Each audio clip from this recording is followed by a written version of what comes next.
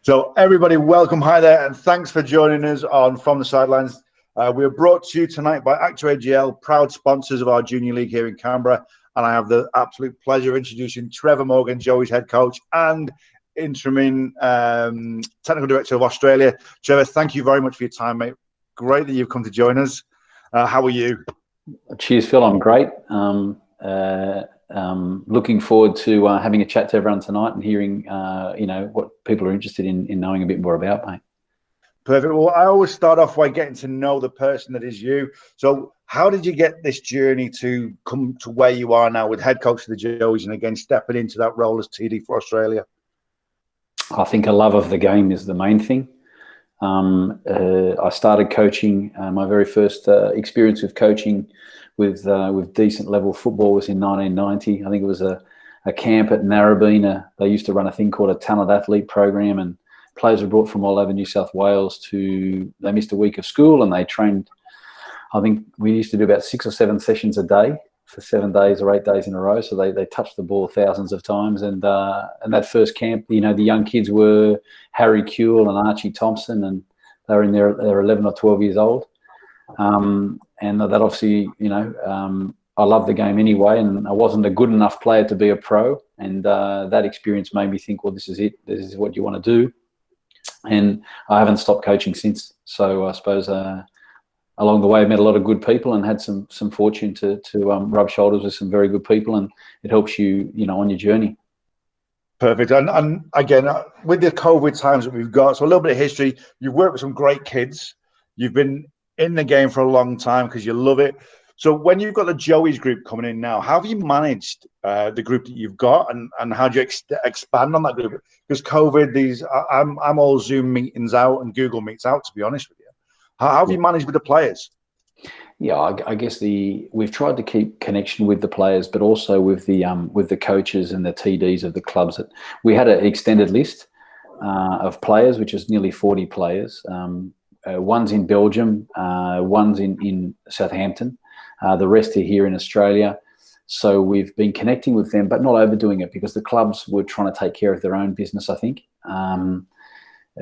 So far this year, the boys have missed out on about, I think, 7 international matches. So, wow. Yeah, we would have been in Easter, we would have been in Qatar for a week training and then playing Qatar and then straight to Serbia to play a tournament there, 3 matches there. Right now, we should have just returned from England, having played England and USA, and then a 3rd fixture. And so we were invited to St George's Park to play those matches. And so in terms of the Joeys, trying to make up for 7 international fixtures is impossible. And so all the planning we'll do with this group will be around if the dates are confirmed and they go ahead being late November this year, which I still have my concerns about the international travel. What we will try and do is get enough time in camp to spend enough time with the boys and get that connection between players. But in between, obviously, Zoom's been a bonus, right? We've done some Zoom meetings with the kids about our playing style. Early on in COVID, we actually asked them to do an assignment where they had to tell us which player they felt like in the world. Was it a Frankie de Jong? Was it a Alphonse Davies? Was it a Matthias de Ligt? Was it whichever player? And then I had individual meetings with the players after that and said, so when you're doing this individual training down the park by yourself, you have to be that guy. You have to do those things, and tried to get them to create training drills of their own that help them mimic those things they love the most about the game. Coming up very soon, we're going to do some workshops, which I think we've already done with the member-fed TDs and with the A-League clubs, where we shared some analysis we did of the World Cup. So our best player in a position versus the best player at the World Cup, the stats and stuff. And we're going to share that with the kids so they get a picture of where they need to get to. And then we're looking we're going to have a camp very soon. And in that camp, we're actually going to share all the video with the kids who can't come, share all the data with the kids who can't come, again, to give them a target, what to aim for. So we're utilising those things where we can, but the lack of contact is hard for everybody. Yeah, I love the way you're using aspirational moments and wanting to be like a player. So for the players that are aspirational, that are outside your 40 at the minute, what kind of traits are you looking for, and how are you going to get in contact? Say if there's a 41, 42 players, 43 players, they're on the cusp. How do we keep in contact with them if they're in that 40? How does somebody break that 40? What are you looking for, and how are you going about that with member federations? Yeah, so I think the first thing's been we spent a lot of time with the coaches. So that's so Scotty was a part of that. Obviously the coaches whose kids were in that group to start with were the initial target group of people. And that was a 6-week, where we shared footage, we shared data, we shared information, and then we had a meeting every Sunday night. So people were giving up their Sunday night, missing dinner. And it was very interactive. We had breakout rooms. People could talk about why they liked this player, why they thought Jan Kudo was better than Isaac Powell, what the difference was, how do we get him there. And I think we tried to go in that way so that people could discuss and I could share my thoughts. But it should have been that people then had a resource that they could measure against, because we put those clips together because we thought those were the attributes that were exciting. And obviously, I'm very open to people anywhere around the country ringing me up and saying, you've got to see this kid. Because for sure, with young players and their first chances to come into national teams, a month, 2 months, 6 months can make a massive difference on who the best kid is. Yeah, and I love the way that you're having the meetings with the member federations, heads of TSP programs, that you're getting everybody through video analysis, everybody on the same page. So Scott can be your eyes and ears, and Ray can be your eyes and ears, and Ali and the other coaches around can be your eyes and ears in Canberra. So if that does happen, they can get a guy straight to you. Yeah, that's obviously the ideal. It's a big country, and the message in that, the hidden message in that, is that I respect other people's opinion. At the end of the day, I have to make a decision when 11 guys step on the pitch. But if you really believe in a player and you let me know about him, well, I have to look, don't I? I have to. Yeah. That's it. What traits? Yeah, again, you sat down with the TDs and other coaches on the Sunday night, and what traits have you seen within players that you'd want to instill, or that you really look for with players that are now developing? What kind of traits are you looking for? Obviously, you've got the mentality and all that sort of stuff, but what? Yeah, so I'll probably need to be a bit specific if I'm going to do that. But in a general sense, if I go for dinner, I like pizza, but I don't want 9 pizza restaurants. So I want different, and the same with the national team. You want players with different qualities. Maybe a striker who's more for running in behind, one more for holding it up. Maybe a winger who likes to come into the pocket, or one who runs in behind. The gold standard is a kid who can do both. But I'll give you an example with midfield, for example. A lot of kids are very rigid. I'm a 6, I'm a 10. Whatever. We tried renaming the 10 as a second striker with the Joeys. Don't think you're a 10 unless you're a goal scorer. You must be in the box. You must be wanting to make those runs. But we did a lot of work with the last Joeys where we trained with only 2 midfielders instead of 3. So they always had to understand working as a pair, whether it was defensively about pressing and covering, whether it was about attacking, that one guy gave freedom to the other. And I think, for example, the modern midfielder, more and more we're looking back to the box-to-box midfielder, to a guy who can play both sides of the line. Yeah, he's gonna sometimes take the line on, sometimes position and take his first touch forward. He's sometimes going to play off the second ball and pull people out of shape. He's going to have the engines to track and press because the requirements at international level are that. And if our players have that mobility, it's very easy to get them to stand still. But someone who doesn't move, who just takes up a good position and doesn't move, or thinks that they don't have to do much more in the game, they can't give me any more in a tournament. They can't take the bull by the horns when it needs to be. So you're looking for multifaceted players that can make decisions all over the park, essentially. You know what I mean? And not put into that pigeonhole. I'm a 6. That's all I know. That's all I do. Yeah, and I think also that they have to understand very quickly how to build a connection with the players around them. They have to know their players. Is this a guy who wants the ball in behind? Is this a guy who I can play 1-2s off? Is he a guy that makes 2 movements a lot? Does that guy disguise his pass as well? When those little connections between them. Then a fullback that can overlap or invert. Does he have those qualities? And we wanted to allow, if we kept our rest defence and our structure good most of the time, then it allows the players then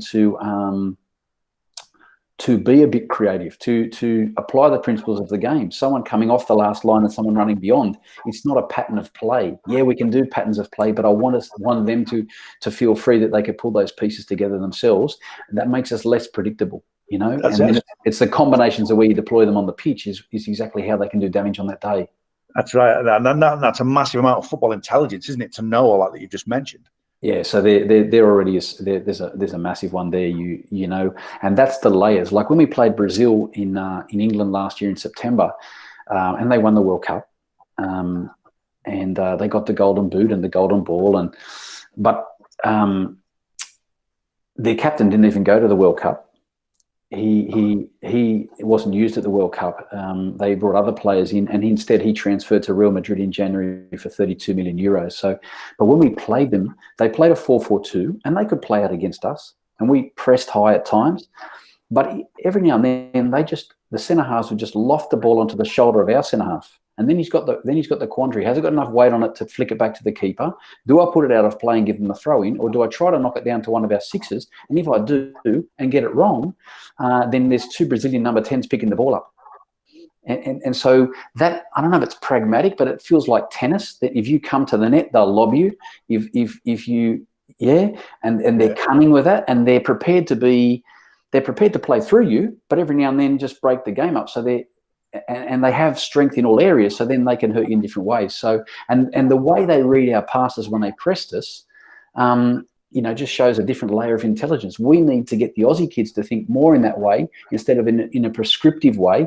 You know, when the ball goes to the 3, the 2 must. Oh my God. Yeah. Do you know what I mean? We're limiting a player's ability to understand the game and show you more if we talk in that way. That's it, because it's the constraints of this must happen from A to B to C to D. But that must go back, Trevor. You've been coaching for years. That must go back to the national curriculum. Do you know what I mean? The way it was potentially delivered. And this isn't a criticism of the national curriculum, but it does bring me on to your next role, or the other role that you've got with FFA. Again, acting TD for the time being, with a good friend of mine, Ron Smith, as an advisor. So moving away a little bit from the conversation we've just had, but we will go back to what do we think that, based on your analysis of Brazil when we played them last year, and based on they're more pragmatic in their way they read the game, and I've just said that potentially it's the way we deliver our national curriculum, or coaches deliver sessions, what would benefit our Joeys for our delivery? You know what I mean? Does that make sense? Yeah, so two ends. One, the higher level match experience they have against different people, because you know, as you're progressing as a player, even standing next to a senior player, you learn so much by the moment, by different challenges, whether it's weather conditions, whether it's, you know, so for example, in this Asian Cup coming up, the Joeys will have to beat Korea in their group to avoid Japan in the quarterfinal. If you lose to Korea in the group, or you don't beat them to come top of the group, you play Japan to even make it to a World Cup. So you have to beat the 2 top nations in Asia. In those moments, the attributes of how they play, how they press, how they feed on someone's first touch, what their structure is. So Japan are very much a 4-4-2 because they don't have a profile for a number 9 on his own. Whereas the Koreans often are with the 6 coming between the centre backs and the full backs high, and the wingers rolled in, and they play a lot of second ball off the number 9. And so for our players, like, how do our centre halves go against a single number 9 who's a target man, and against 2 number 9s that make crossover runs and peel away runs, and are our kids used to playing that? So firstly, it's that exposure. Secondly, I think from a coaching perspective, we need people to come back to observation skills, not over coaching situations. We need to develop much more master coaches, as that they're not so prescriptive. They know what they want to coach and how they want to do it, but they talk to players about the situations that happen, and they help players learn. And I think there's more than one way of learning. It's not all hidden learning. Sometimes it needs to be direct. Sometimes it needs to be functional sessions, small group work. So we look at all different ways of trying to build that knowledge and that confidence that the kid can solve the problem on the run, rather than just completing a set of set tasks. And again, that comes with being in different scenarios, and you can work out which is the scenario to choose for the outcome. Yeah, yeah. They need to understand the game, and they need to know that you trust them to make football decisions on the pitch. And then when they get those football decisions wrong, you know that they're going to be supported by you. And I think, and from a national curriculum perspective, I think the national curriculum is fantastic. We need to go other layers. You know, you need to go up the staircase. So we need to keep that as part of our depth of knowledge and part of our resources. But we need to challenge ourselves further. And to be honest, I think we need to trust ourselves a lot more as a country. We've got some smart people here. We've got some football people here. And in the past, we've produced some excellent players. And maybe we need to think hard about what we can recreate that makes a better environment for kids to progress. So now we're talking to the environment, and you bring it back down to what is the best environment to learn in. So when we talk about our best environment for learning in, or our best environment for teaching, independent on which side you're on, what is the best environment? Is it a no fear of failure? Is it a guided discovery? Is it question and response? Is it all the above?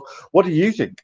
Yeah, I think if a teacher walks into a classroom, they're not all going to learn the same way. And so I think sometimes you need to raise the topic to the whole group, and sometimes you need to describe what you want. Other times you need to step back. I think you need to sometimes do small group work and individual work. I think that is important. I think a level that has a high level of expectation and competition in training, that the tempo is always challenging, you know, is vital. But I don't think there's only one way to teach anything. I think you need to realise that there's different people in your group, and you need to give them a lot of responsibility to solve things. But every now and then, a little hint, hey boys, look at that over there, might save a bit of time as well. Yeah, but it's painting that picture, isn't it? And as you said, there's some great people coaching around Australia, giving a little bit of freedom and knowledge. And again, if we think about, and you mentioned about this, about the principles of play. You know what I mean? Are players aware of the principles of play? Yeah, and I think you know, maybe if you tease the questions out enough, you'll get the answer. But do centre halves know the difference between creating depth behind the ball and why are you doing that? Are you doing that because you're lazy, or are you doing it because you want to make time on the ball? If you're a better quality centre half, can you play closer to the line so that all your passes are shorter and it's harder for a striker to read and block things? When do you step up quickly to get a guy offside? When do you not step up if it's a runner coming from deep, or things like that? They need a lot of help with that. But the more we can make that the conversation we're having with them, it doesn't matter 4-4-2, 4-3-3 in the end, because the other team can do what they want. And that's probably the confusion sometimes with the national curriculum, is that people think that means we need to see 4-3-3 versus 4-3-3 all the time. But that's not the real picture of what happens when they go away and play. And we could have some nasty surprises if that's all we prepare for. That's it. And as you said, how does two centre-backs work against two nines? Yeah. Do you know what I mean? You know, who does a six? But there's just so many questions out there that we need to help the players have answers for. Which brings me to a question that I always ask. With this COVID thing, it brings it a great leeway into, if we had a reset button. We didn't play football for months and months, or a couple of months. Now you're in a position potentially where you could orchestrate or change what happens in Australian football, which is a massive thing and a great responsibility. And I'm glad you're there with Ron, because the two brains, 3 brains, 4 brains, 5 brains is brilliant. That's how many he's got. Yeah. That's it.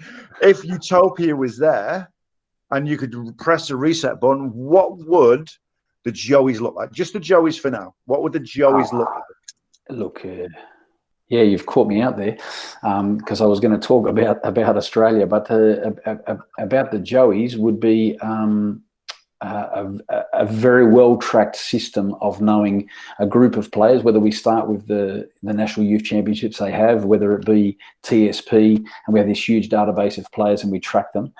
They'd be a group of kids where you would plan out a 3 or 4 year process for them, where they would get X number of international experience a year, regardless of qualifier, not qualifier.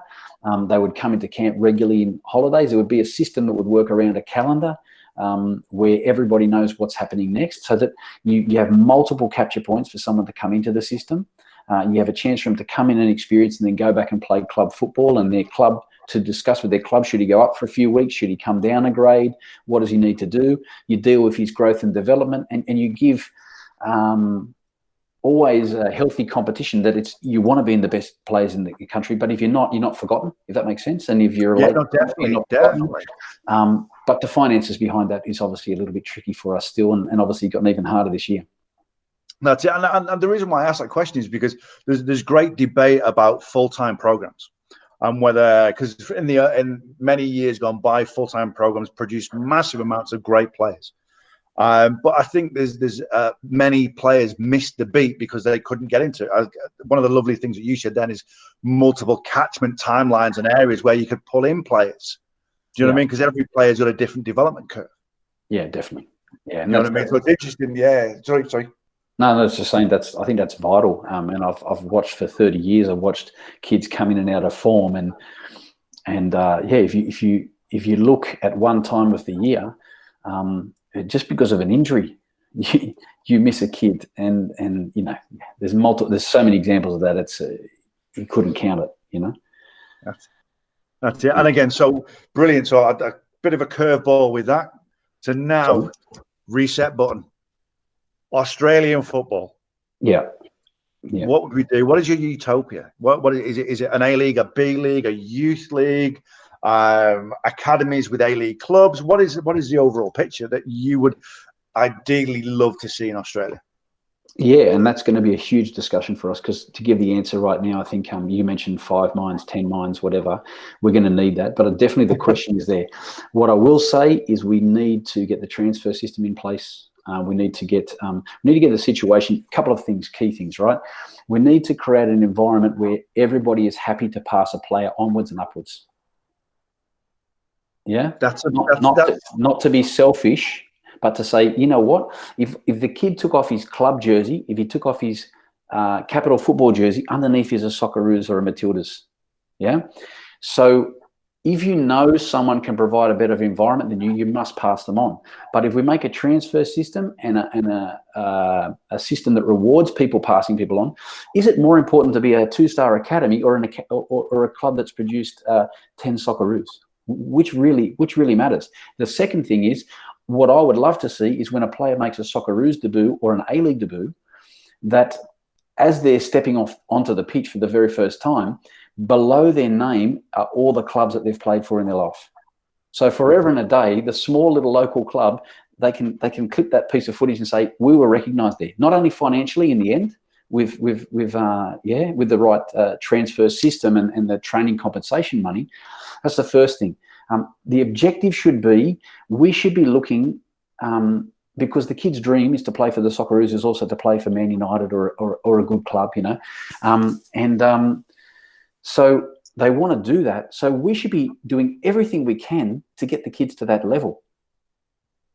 Yeah, and when they're not fully successful, then maybe they're an A-League player, maybe they're an excellent B League if we have that league. And then the important thing is to look at the key times where they need to get more football. And it's quite clear, if someone's not playing 25, 30 matches of football a year at a level that challenges them technically and mentally, how are they going to progress? And we've got many players who are making a debut in the A-League and 3 years later have only played 12 games. And I mean 12 games. Yeah. Yeah. And you think, then we question why the under-20 national team doesn't do well. But a kid who was maybe a Joey's level player 3 years later hasn't even played 20 more top-level matches. It's just, it's just ludicrous. And that's where the gap gets bigger between that and a player in Europe. So one of our best players is at Southampton, a kid named Caleb Watts, wore the number 10 jersey at the World Cup. The number 10 for France was Adil Ashish. Before he came to the World Cup, Ashish is training with Neymar at PSG. They get knocked out of the World Cup. He's training with Neymar at PSG. Yeah, our captain for Australia, Ryan T, came back and he was training with Sydney FC, but he was also training with the NPL team at times. So you can imagine 200 days later, how much better your touch gets just by being around better people all the time. So we need to, I think we need to have the goal of passing players on. I think we need to have the goal of trying to be like a production-based country where we're basically the same as you were trying to export a product. Let's get more of our players to the level where someone wants them. It's still up to them, yes or no, and it's still up to their club, yes or no. But we have to get them to that level. How hard is that going to be? Because you talk about club mentality. We're talking about some coaches in club mentality that go out on a weekend and beat a team 15-0. And yes, we beat them 15-0, but it wasn't a particularly good 15-0. And they'll keep that player and not let them go up to the 18s or whatever age group it is. That's a massive mentality because people, how do we get clubs or people within Australia to look at the bigger picture? Yeah, and not look at winning on the weekend, but winning long term when you've got that 10-year-old and 15 years down the line, they're a professional footballer playing week in, week out. Yeah. How do we do that? Well, we have to champion the message. I think we have to follow the pathway of Sam Kerr from being a little kid to where she is. The same with Aaron Moy from where he started to where he is, and that's what I was saying about the recognition pathway. That when a player achieves something, you always remember that. Don't forget this kid started at. You know, was it at Gungahlin? Was it at Sutherland in Sydney? Was it at Perth? Was it at ECU Joondalup or something like that? That recognition is a starting point.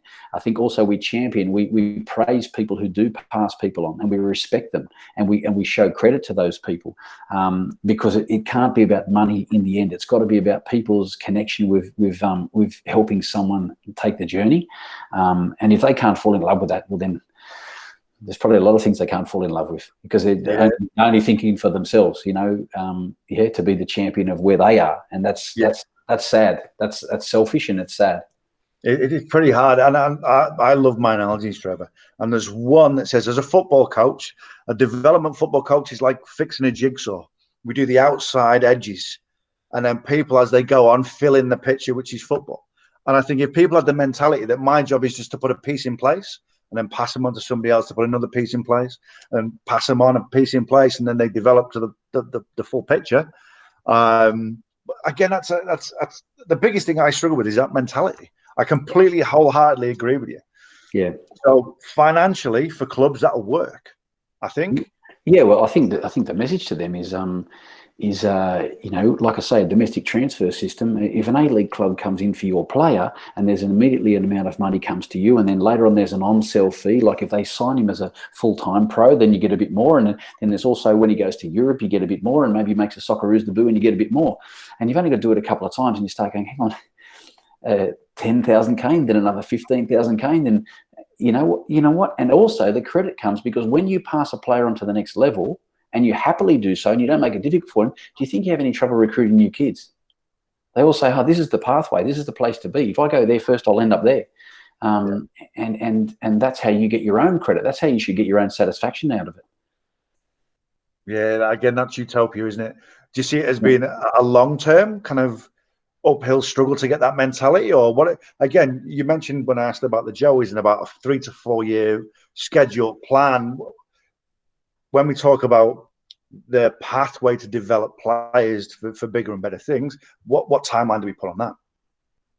Yeah, I'm going to give you the piece of string. So, what I'm going to say to you is I think everything we do, you asked about the national curriculum before, any changes we make now, I think because of the nature of the game, and people are still playing catch up, right? People are still catching up and they're not thinking a step ahead. But as you take one step towards the horizon, it moves away again. So what I say tomorrow or the day after about how I think we solve it, I promise you in 6 months I'll have learned a lot and we'll have just taken a little nudge somewhere. I think we just have to agree that we want to make certain things happen. Yes, we have to have some timelines for achieving certain things, but also we should just be going on a journey together in search of giving our kids the best chance, our Australian players the best chance to be respected on the world stage. And that's going to take diligence. It's going to take full commitment. If you were trying to enter a new product into the market, so just imagine you're trying to build a car that you want to sell and you want to sell it in Italy, then what have you got to beat? Well, there's Ferrari, there's this, that. Yeah, you want to go to Germany, you've got to beat Mercedes-Benz. You want to go to England, you've got to beat. Well, maybe Ford. No, I'm thinking that. Yeah, so do you know what I mean? Now, for people to want to buy your Aussie product, it's got to either be priced at the right level and going at the right thing, like a Hyundai was when it first came here, or it's got to be have some extra quality to it. And for us, of course, as coaches, we have a feeling that still the layers of the technical standard needs to come up. The levels of reading, play, and being intelligent needs to come up. And to be honest, with this current era of kids who are a little bit sedentary, the old engines that used to be there are missing. And so we need to design sessions that challenge that. I'll give you an example. At the World Cup, when we played France, we had a tough day at the office and we had 35% possession, okay?